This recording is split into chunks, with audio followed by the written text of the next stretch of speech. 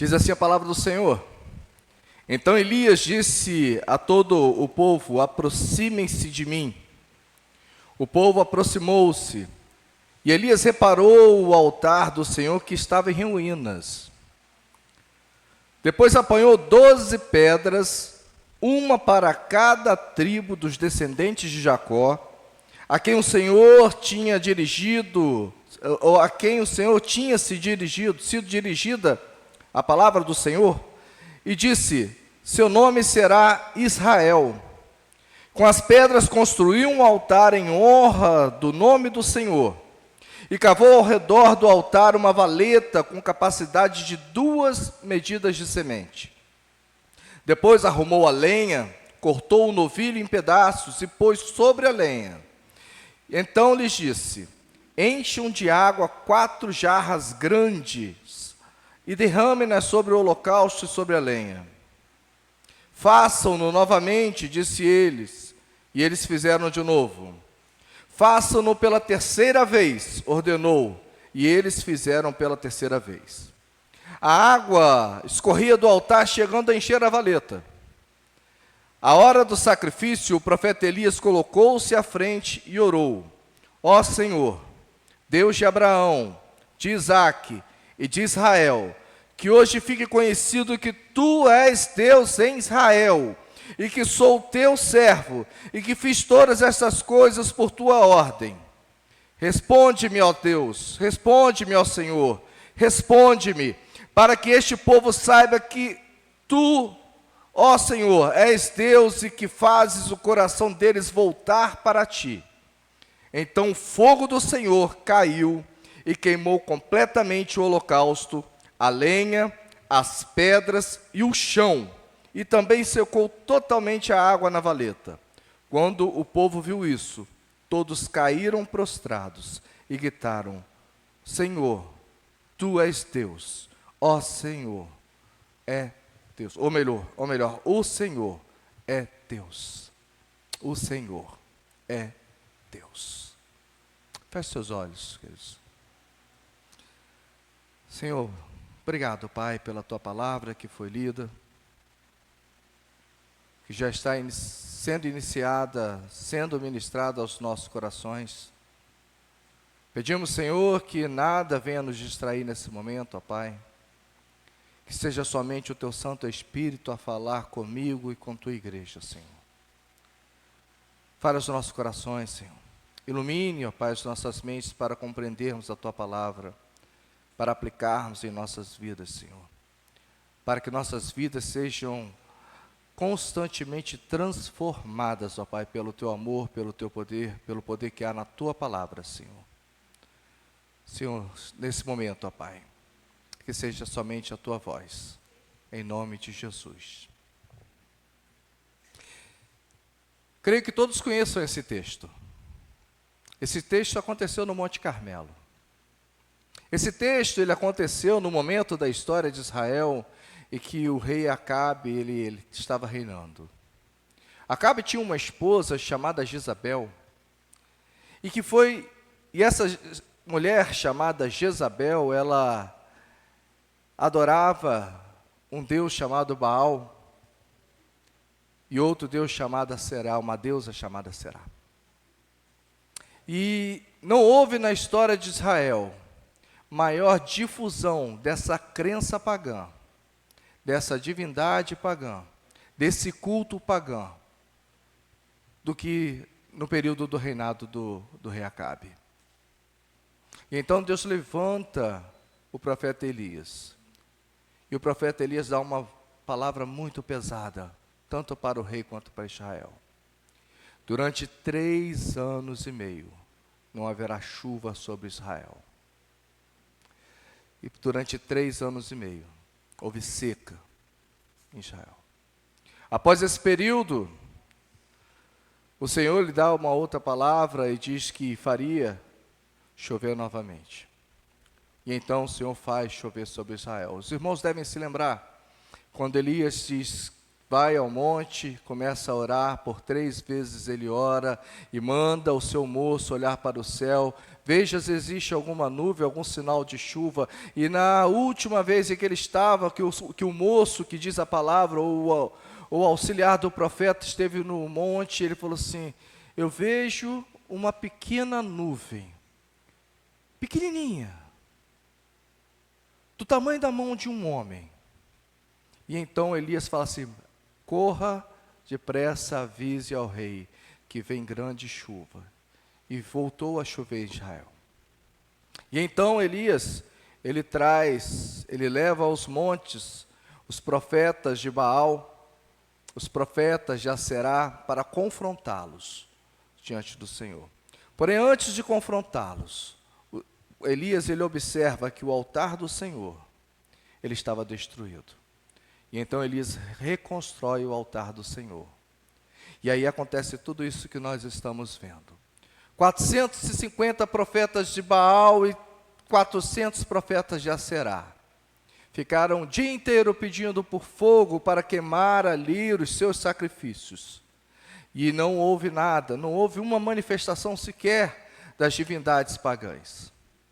E aí o texto começa no versículo 30, narrando cuidadosamente, detalhadamente, como Elias, ele prepara o holocausto, ele prepara o sacrifício, para que o poder e a autoridade do Senhor fosse manifestada ali, para que o povo pudesse entender que só havia um rei, um Deus em Israel, que era o nosso Senhor, que é o nosso Senhor.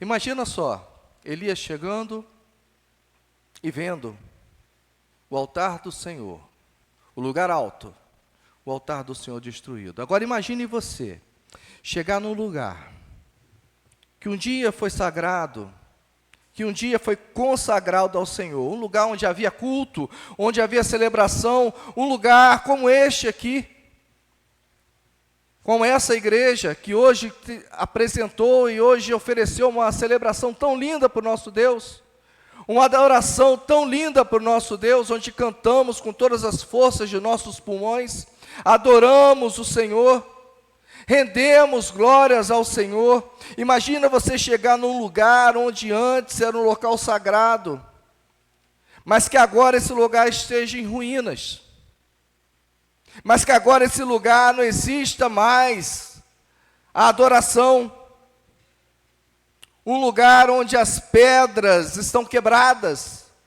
que o altar do Senhor está quebrado, um lugar onde não existe mais o fogo, não existe nem brasa, só existem cinzas frias. Imagina você chegar num lugar onde antes podia-se ouvir de longe a celebração do Senhor, mas que no momento em que você entra nesse lugar, esse lugar está em silêncio. Num silêncio que chega a ser quase ensurdecedor. Um silêncio que incomoda até o fundo da alma. Mas foi exatamente isso que o profeta Elias viu quando subiu no Monte Carmelo.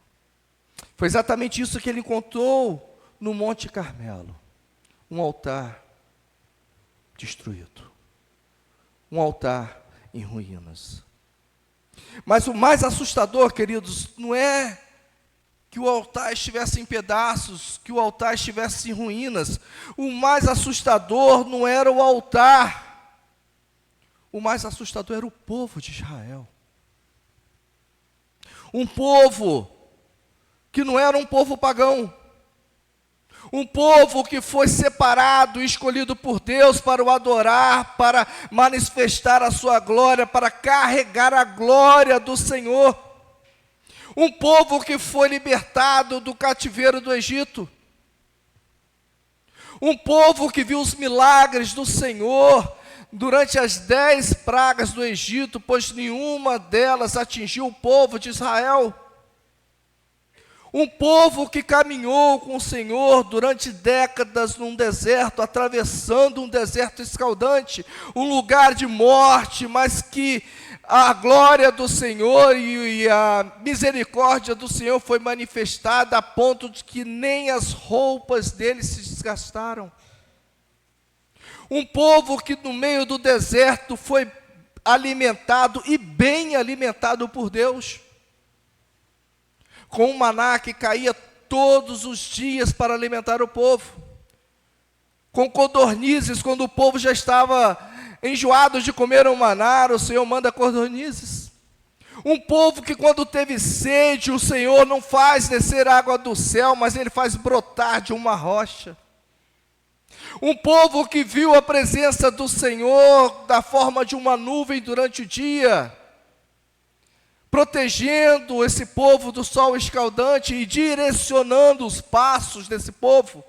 Um povo que viu a glória do Senhor sendo manifestada como uma coluna de fogo durante a noite para aquecê-los no frio extremo do deserto durante a noite.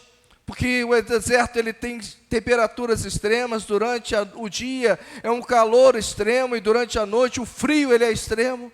E o Senhor todos os dias cuidou desse povo, um povo que viu os milagres de Deus, um povo que experimentou o sobrenatural de Deus, mas que ainda assim, um povo que se afastou da presença de Deus. Queridos, o maior perigo não é não conhecer a Deus. O maior perigo é conhecer a Deus, experimentar a presença de Deus e ainda assim se afastar da presença de Deus. Esse é o maior perigo. Pois bem, o altar do Senhor estava em ruínas. O altar do Senhor, naquele estado, ele revelava uma coisa profunda. Uma coisa que estava nas entrelinhas, que o profeta Elias conseguiu decifrar, conseguiu interpretar.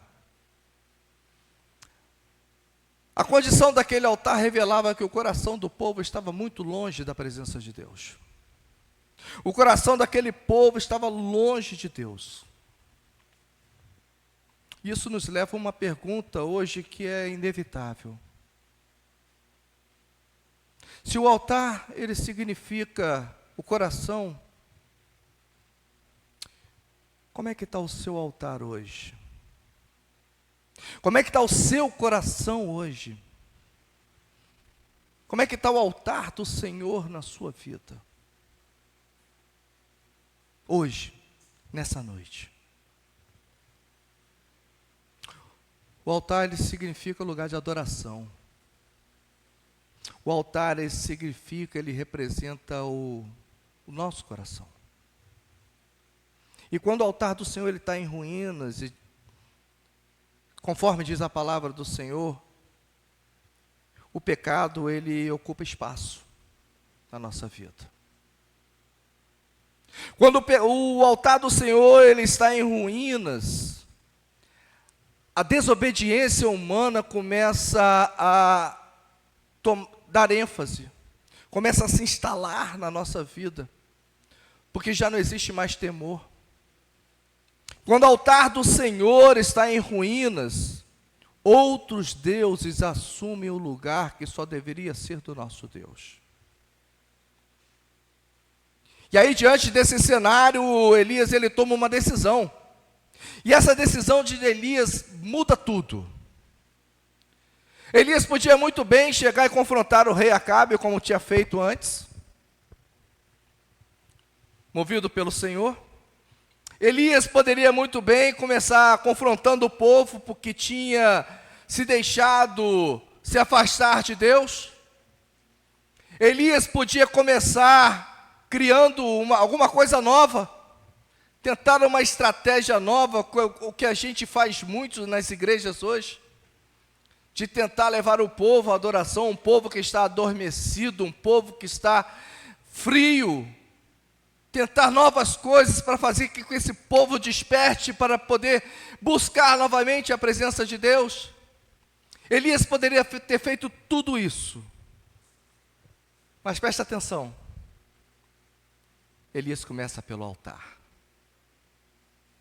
Elias começa pelo altar. E antes de Deus mudar a nossa vida, Deus quer restaurar o seu altar na nossa vida.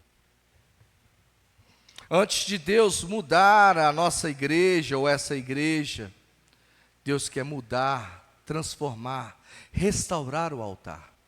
Antes de Deus mudar a nação, aquilo que nós tanto estamos pedindo, Deus quer começar pela restauração do seu altar. Antes de tudo acontecer, o altar precisa ser restaurado. Antes do fogo cair, antes da glória de Deus se manifestar, o altar precisa ser mudado. Antes do fogo cair no público, sabe, ser notório. Presta bem atenção. Antes do fogo cair em público, o altar precisa ser restaurado em secreto. A nossa vida começa no secreto.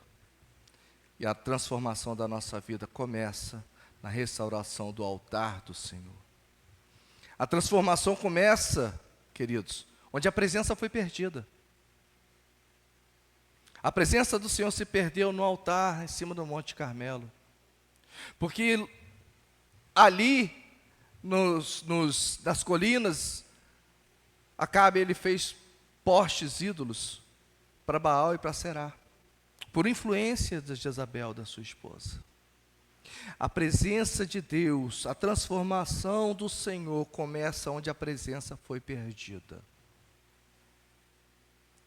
E qual foi o momento da sua vida que você perdeu a presença de Deus? Qual foi o momento da sua vida que você se afastou de Deus? Pois é exatamente lá que você tem que começar, restaurando o altar do Senhor. Isso nos ensina uma coisa muito poderosa. Tudo começa com a restauração. Não tem fogo sem restauração. Não tem poder de Deus. Aquilo que a gente tanto pede, Senhor, manifeste o seu poder. Não existe fogo sem restauração. A gente ora pedindo por resposta. Senhor, preciso do Senhor para isso. Senhor, já não estou mais aguentando. Senhor, me dá uma resposta. Por que do seu silêncio? Não existe resposta de Deus sem que antes haja restauração do altar de Deus. Senhor, transforma a minha vida. Senhor, já não aguento mais ser assim. Senhor, transforma a minha casa. Senhor, transforma os meus filhos. Senhor, transforma os meus pais. Senhor, eu preciso que o Senhor seja o cabeça desse lar. Senhor, eu preciso da presença do Senhor nesse lar, na minha família. Não existe transformação se o altar estiver em ruínas. Não existe transformação se não houver restauração do altar. Isso nos leva a uma primeira lição que é muito clara para a gente. Restaurar o altar é voltar às raízes da adoração. Esse é o primeiro ponto. Restaurar o altar é voltar às raízes da adoração. Recorram comigo no versículo 30.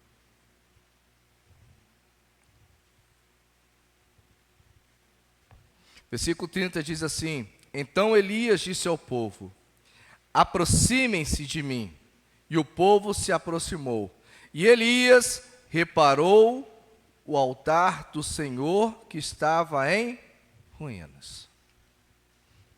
Elias reparou que o altar estava em ruínas. Elias começou pelo altar. Elias, ele não inventou uma coisa nova. Nós vamos fazer uma coisa completamente nova, que é uma estratégia, movimentos, modas, formas de adoração. Vamos inventar uma outra forma de adoração. Nós vamos trazer um método de adoração aqui que está dando certo nas nações vizinhas, em outros lugares. Nós vamos implantar esse método de adoração aqui. Ele não trouxe nada novo. Ele não trouxe uma tendência espiritual nova. Elias, ele restaurou aquilo que já existia. Ele restaurou o altar do Senhor. E isso nos ensina alguma coisa. Deus, ele não está procurando inovação. Deus não está procurando inovação. O que o Senhor está procurando é restauração. Melhor do que inovar é restaurar. Mais essencial do que inovar é restaurar. E aí a gente vê hoje tantas pessoas procurando novas formas de adoração. E aí dizem que na igreja já não está mais a mesma coisa, a igreja está fria. Porque, como é que foi o louvor hoje? O louvor não foi muito bom hoje não. O louvor foi frio, sabe? Porque a gente viu o pessoal cantando, parecia uma apresentação, porque só ouvia o pessoal lá na frente. E por que você não cantou? Por que você não adorou o Senhor? E sabe uma coisa que me deixa... Como é que eu encontro a palavra? Perplexo. É que se a gente for num show do cantor fulano de tal, não precisa ser secular não, tá? Pode ser evangélico também. Se a gente for ao show, o que a gente vai ver? Pessoas com faixa na cabeça, né? Pessoas com a camisa do cantor, pessoas cantando, e olha, se o cantor parar de cantar, a voz do público fica mais alta do que a voz daqueles PAs todos, aquele equipamento todo. A voz do público fica mais alta do que a voz do cantor.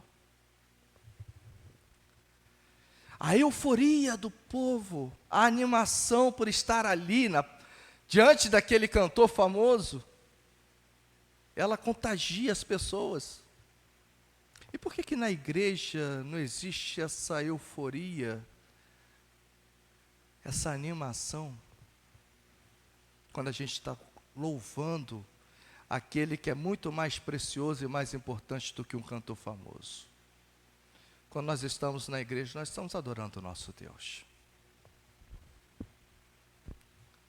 Aí a gente procura coisas novas, para tentar dar um gás novo. O que a gente realmente precisa, meu irmão, é restaurar aquilo que já estava. Restaurar o antigo que está em ruínas. Quando o louvor não está legal, é porque você não adorou Deus. Porque se você adorar genuinamente o nosso Senhor, você não vai nem prestar atenção no teu irmão que está do lado. Quanto mais um pastor errando no teclado aqui. Que a irmã Gabi precisou ter misericórdia hoje do pastor que estava errando tudo aqui. Você não vai prestar atenção nisso. Você vai prestar atenção no Senhor, que é aquele que você está adorando. Deus quer algo muito mais simples. Mas Deus quer algo muito mais profundo. Deus quer uma adoração que exalte o nome dEle. Deus quer uma adoração que nasça do coração do adorador, que não fique em meras palavras, mas que nasça do coração do adorador. O Senhor quer uma adoração que não fique somente nas palavras, mas que se manifeste na vida da pessoa que está adorando. Deus não quer uma adoração somente de domingo, Ele quer uma adoração de uma vida inteira. Porque conforme diz João 4, o Senhor, 4. O Senhor procura verdadeiros adoradores, que o adoram, acho que é 4:24, se não me engano, 23. O Senhor está procurando verdadeiros adoradores, aqueles que o adoram em espírito e em verdade. O Senhor está procurando verdadeiros adoradores. Uma adoração que seja verdadeira, 4:24. Uma adoração que seja genuína. Restaurar o altar é voltar àquilo que é essencial. Restaurar o altar é voltar às origens com uma oração sincera, uma oração de quebrantamento, uma oração que seja sem máscaras diante de Deus. Restaurar o altar é voltar àquilo que é essencial, uma entrega verdadeira ao Senhor. É uma comunhão real, uma comunhão sincera com Deus, que se manifesta numa comunhão entre os irmãos, sem falsidade, sem interesses pessoais. Deus não procura inovação, Deus procura restauração, mas Deus também não procura inovação, Deus procura devoção. Não é sobre criar uma coisa nova, não é sobre criar um novo altar, um altar novo. Não. Mas é sobre consertar o altar antigo que foi abandonado, que foi destruído pela ação do tempo e pelo abandono. O problema, queridos, não é a falta de método, não é a falta de estratégia, o problema é a falta da presença de Deus. Esse é que é o problema. E a adoração verdadeira, ela não pode ser uma performance, como a gente estava falando tanto hoje sobre performance. E eu falei, gente, vocês estão... Deus ele é tremendo, né? A pregação é quase que uma continuação da IBD. Deus não está procurando performance, Deus está procurando entrega. Corações quebrantados, sinceros, dispostos a se entregar. Restaurar o altar do Senhor é voltar às origens, aos primórdios, à adoração sincera. Mas em segundo lugar, restaurar o altar do Senhor é resgatar a fé e a aliança com Deus. Olha comigo no versículo 31. Depois, Elias, apanhou 12 pedras, uma para cada tribo dos descendentes de Jacó, descendentes de Israel, porque o nome dele foi mudado, a quem a palavra do Senhor tinha sido dirigida, e disse: seu nome será Israel. Não é à toa que Elias pega 12 pedras, uma para cada tribo de Israel. Essas 12 pedras, queridos, elas representavam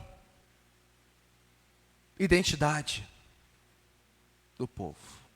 Elas representavam, além da identidade, elas representavam a aliança do povo. A aliança do povo com Deus. Elas representavam a história daquele povo.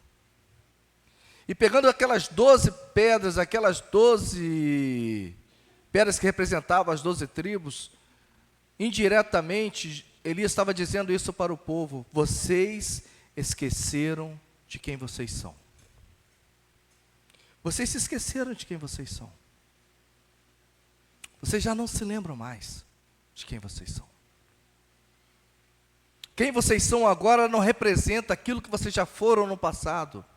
Não representa aquilo para o qual Deus chamou vocês e até hoje tem ensinado a vocês. Isso não representa vocês. Ele estava dizendo: vocês esqueceram de quem vocês são, de quem vocês foram e o que vocês são agora. O nome de Israel, querido, ele tem um significado bastante profundo para a gente. Significa aquele que luta com Deus e prevalece. Porque Jacó, numa noite, ele lutou com um homem que era um anjo, e lutou com uma noite inteira. E no final daquela noite ele recebeu uma promessa. Ele teve o seu nome modificado de Jacó para Israel, porque ele lutou com Deus e prevaleceu. Prevalecer não é porque venceu Deus, não, mas porque ele não foi consumido. Aquele que luta com Deus e prevalece. Isso aponta para a perseverança na fé, porque naquela noite Jacó perseverou na fé. Enquanto ele estava lutando com o anjo, ele estava perseverando na fé. Isso aponta para o relacionamento com Deus. Isso aponta também para o compromisso com a aliança. A aliança que tinha sido feita desde Abraão. Passou por Isaque e agora por Israel. E o povo havia se esquecido de todas essas coisas. Quem esquece da identidade com Deus, queridos, perde a sua autoridade espiritual. Esquecer da identidade com Deus é abrir mão da autoridade espiritual. E aí os altares caem. Ou melhor, o altar do Senhor cai. A aliança com o Senhor ela é quebrada. E aí a gente começa a questionar por que não existe mais fogo. Não existe fogo sem aliança.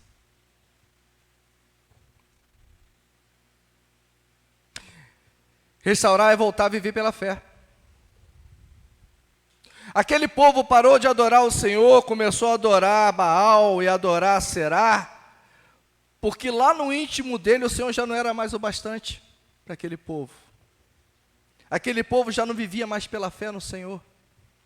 Aquele povo não vivia mais na dependência do Senhor.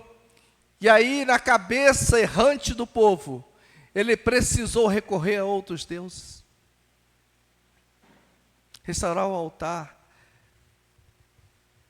é voltar a viver pela fé. Voltar a viver pela fé. Uma fé fraca, ela constrói altares fracos. Quem sabe o que está necessitando hoje na sua vida para restaurar o seu altar é a renovação, o fortalecimento da sua fé. Fortalecimento, a renovação da sua aliança com Deus. Porque quando a aliança é negligenciada, queridos, os altares, ou melhor, o altar do Senhor se torna em ruína. E Elias nos ensina que restaurar o altar é nos lembrar de quem nós somos em Deus. E o que a Bíblia diz que nós somos em Deus? Nós não somos qualquer povo. A Bíblia nos diz que nós somos povo escolhido por Deus. Nós somos o povo da promessa, queridos. Nós somos o povo da promessa. Nós somos o povo da aliança. Mas nós somos também o povo que foi chamado para viver pela fé. O povo chamado para viver pela fé. Em terceiro lugar, queridos, já caminhando para o final do sermão. Restaurar o altar do Senhor é restabelecer o lugar de honra ao Senhor. Olha o que vai dizer o versículo 32. Com as pedras construiu um altar em honra do nome do Senhor. Cavou ao redor do altar uma valeta com capacidade de 2 medidas de semente. Mas essa parte A desse versículo. Com pedras, quais são as pedras? As 12 pedras que ele encontrou, que simbolizavam as 12 tribos de Israel.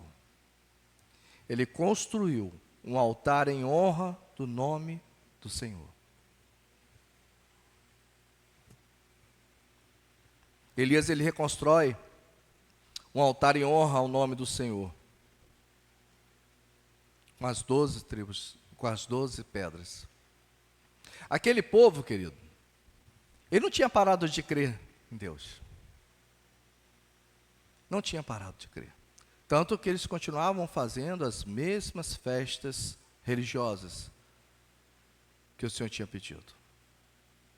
Mas aquele povo, ele tinha misturado tudo. Tinha misturado as crenças. O povo tinha misturado as suas ofertas, o seu sacrifício a Deus com as ofertas a Baal e a Será. O povo tinha misturado aquilo que é santo com aquilo que é profano.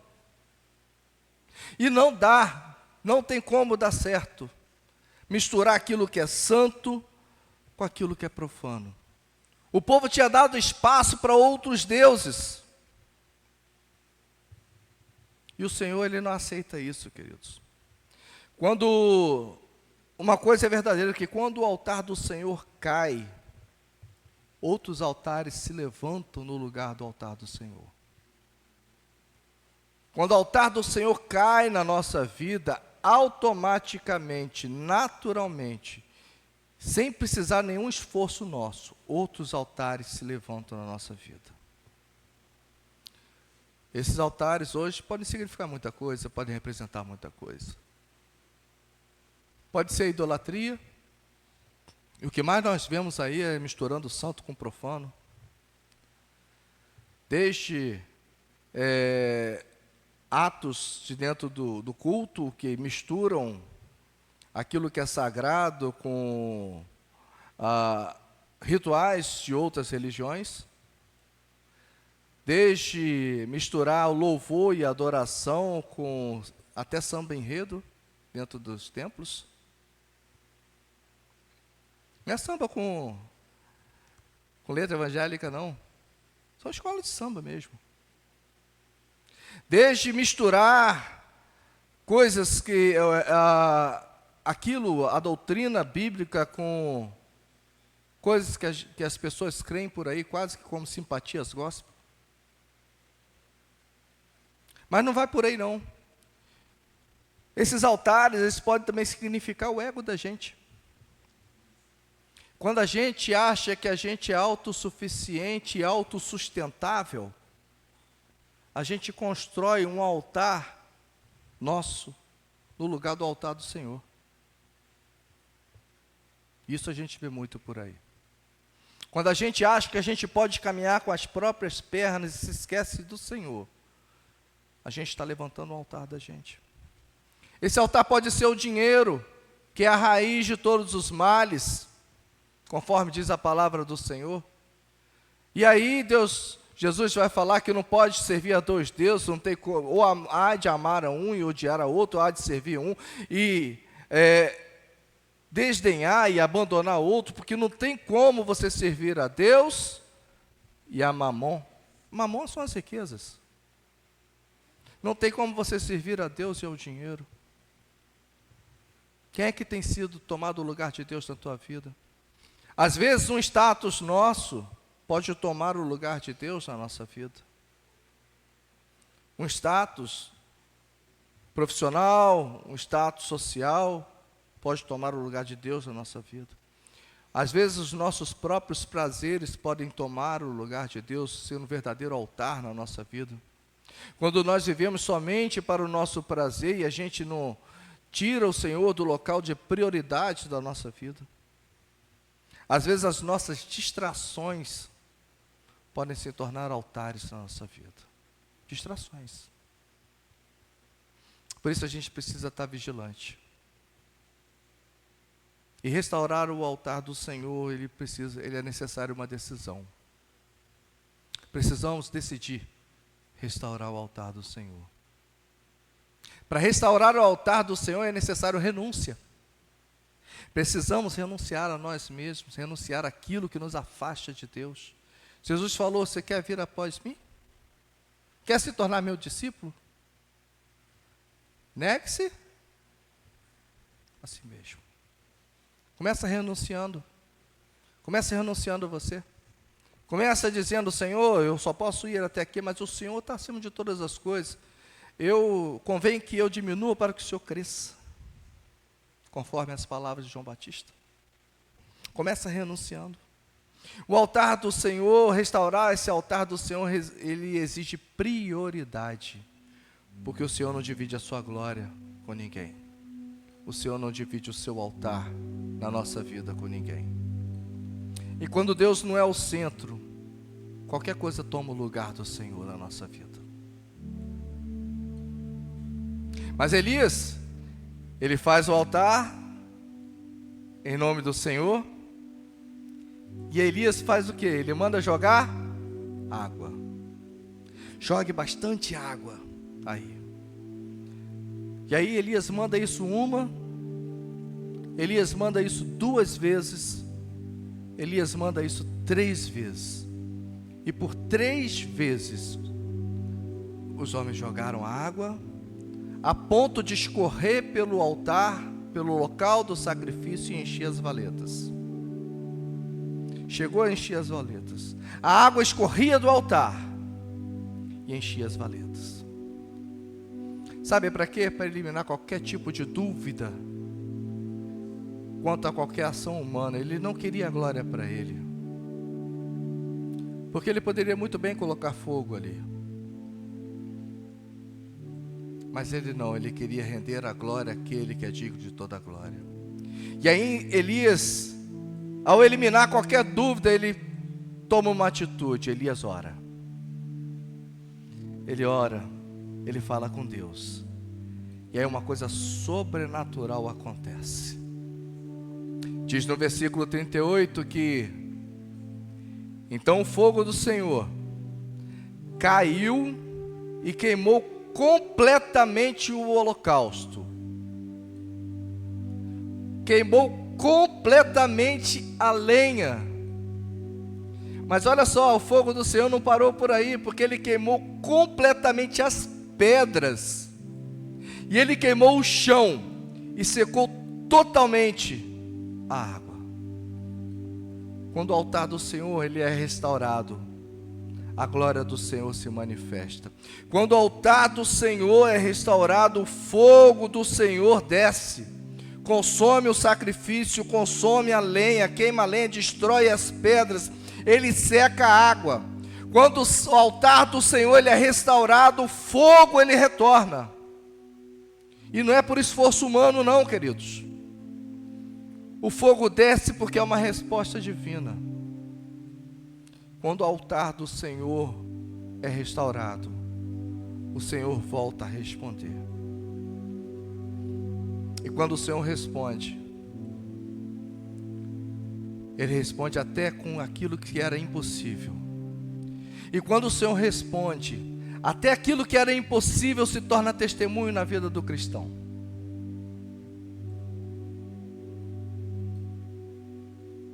Altares precisam ser restaurados. Hoje Deus está procurando pessoas que decidam restaurar os altares, o seu altar em suas vidas.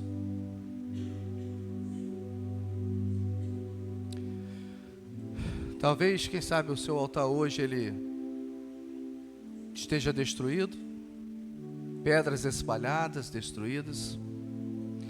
Talvez o seu altar esteja frio. No lugar de brasas fumegantes, existem apenas cinzas frias. Talvez hoje o seu altar esteja quebrado. Quem sabe hoje o seu altar está esquecido numa parte da sua história, no passado. Porque você anda ocupado por muitas outras coisas. E a mensagem de hoje é clara. A mensagem de hoje não é uma mensagem para trazer desconforto ao seu coração, mas é uma mensagem de esperança, porque a mensagem de hoje é que ainda há tempo de restaurar o altar do Senhor na sua vida. Ainda existe tempo de restaurar do Senhor na sua vida. E quando esse altar for restaurado, o fogo vai voltar. Quando esse altar for restaurado, a presença do Senhor vai voltar.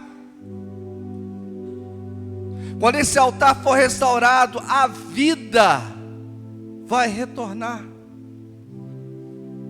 O propósito vai voltar. Quem sabe você esteja procurando hoje um propósito para a sua vida.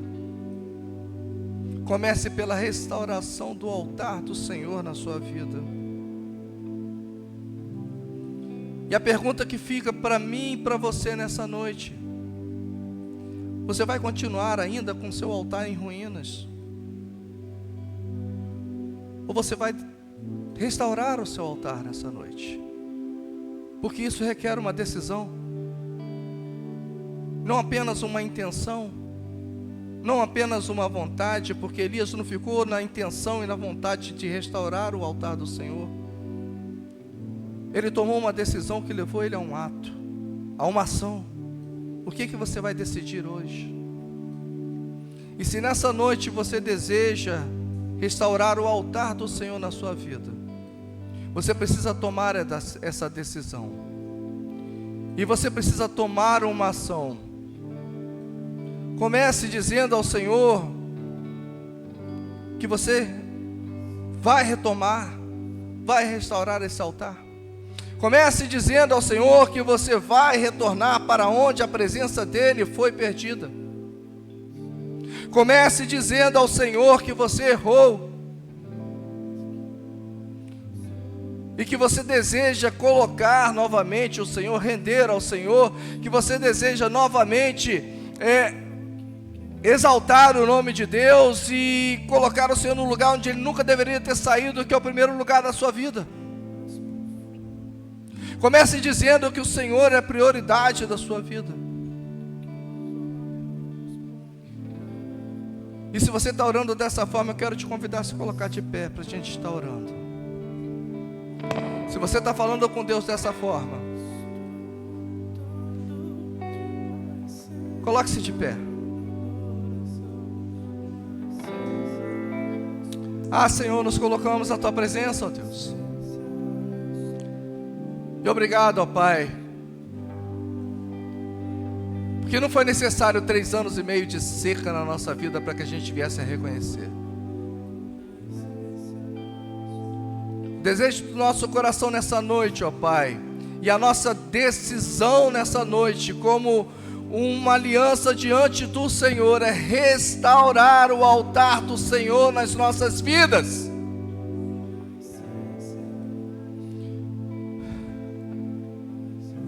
É entender, ó Pai, e reconhecer o lugar do Senhor nas nossas vidas, que é o lugar mais alto, o lugar alto nas nossas vidas, o lugar de destaque, o lugar de prioridade, o pódio da nossa vida, o primeiro lugar na nossa vida, onde o Senhor na nossa vida não compartilha, onde o Senhor não divide esse lugar com ninguém, mas que é somente do Senhor. Ah, Senhor, perdoe, porque um dia, Senhor, nos afastamos da Tua presença. Mas nessa noite estamos, ó Pai, retornando, ó Pai. E reconhecendo, Senhor, que não existe vida fora da presença do Senhor. Reconhecendo, Senhor, que o melhor lugar para se estar, ó Pai, é no centro da Tua vontade. Que o melhor que temos a fazer, ó Pai, é chamar o Senhor para o centro das nossas vidas, para que direcione os nossos passos, para que governe a nossa vida, para que ocupe o local de senhorio na nossa vida, Senhor. Nesse momento, ó Pai, nos colocamos na Tua presença, Senhor. E quanto aos meus irmãos que se levantaram, ó Pai, o Senhor está ouvindo a oração de cada um dos meus irmãos, o desejo do coração de cada um dos meus irmãos. Que o Seu altar seja restaurado na vida dos meus irmãos, Senhor, para que possam retornar à adoração genuína ao Senhor, para que possam reconhecer e voltar, ó Pai, a restaurar a identidade de cada um deles no Senhor, a restaurar a aliança deles com o Senhor, ó Deus, para que possam retornar, ó Pai, e restaurar o altar de honra ao Senhor em suas vidas, ó Deus, e assim ser governado, ó Pai, em todas as áreas de suas vidas pelo Senhor. Senhor, essa é a oração que nós fazemos, ó Pai, em nome de Jesus. Em nome de Jesus. Amém.